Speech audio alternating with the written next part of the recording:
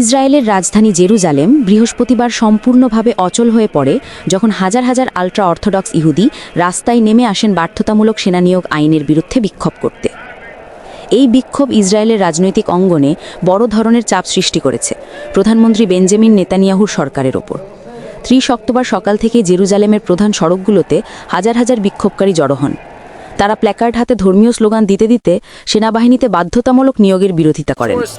বিক্ষোভকারীদের দাবি, তারা ইতিমধ্যেই ঈশ্বর ও জাতির জন্য কাজ করছেন ধর্মীয় শিক্ষার মাধ্যমে, তাই সেনাবাহিনীতে যোগদান তাদের ধর্মীয় নীতির পরিপন্থী।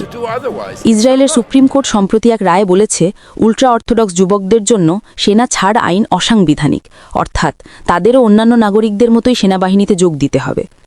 এই রায় প্রকাশের পর থেকেই দেশজুড়ে ক্ষোভ বাড়তে থাকে উল্ট্রা অর্থোডক্স সম্প্রদায়ের মধ্যে। বিক্ষোভ চলাকালে জেরুজালেমের রাস্তাগুলো সম্পূর্ণভাবে বন্ধ হয়ে যায়। জরুরি সেবা যানবাহন চলাচলেও ব্যাঘাত ঘটে। বিক্ষোভের ভিড়ে এক কিশোর ছাদ থেকে পড়ে মৃত্যুবরণ করেছে বলে স্থানীয় সংবাদ মাধ্যম জানিয়েছে। এই ইস্যু ইসরায়েলের রাজনৈতিক জোটে বড় ধরনের টানাপোড়েন তৈরি করেছে, কারণ নেতানিয়াহুর জোটে থাকা ধর্মীয় দলগুলো এই বিক্ষোভকারীদেরই প্রতিনিধিত্ব করছে। অন্যদিকে সাধারণ জনগণ ও ধর্মনিরপেক্ষ দলগুলো বলছে, সব নাগরিকেরই দেশের প্রতিরক্ষায় সমান দায়িত্ব থাকা উচিত। সেনাবাহিনীতে নিয়োগ সংক্রান্ত এই বিরোধ ইসরায়েলের সমাজে বিদ্যমান গভীর বিভাজনকে সামনে নিয়ে এসেছে। ধর্মীয় বনাম ধর্মনিরপেক্ষ সমাজ, ধর্মীয় শিক্ষা বনাম জাতীয় দায়িত্ব, এই দ্বন্দ্ব এখন রাজনৈতিক স্থিতিশীলতাকেও প্রশ্নের মুখে ফেলেছে। আমাদের দেশের অধিকাংশ টিভি চ্যানেলগুলোই দেখা যায় যে সঠিক তথ্যটি আড়াল করে মানুষের কাছে ভুল তথ্যটি উপস্থাপন করে।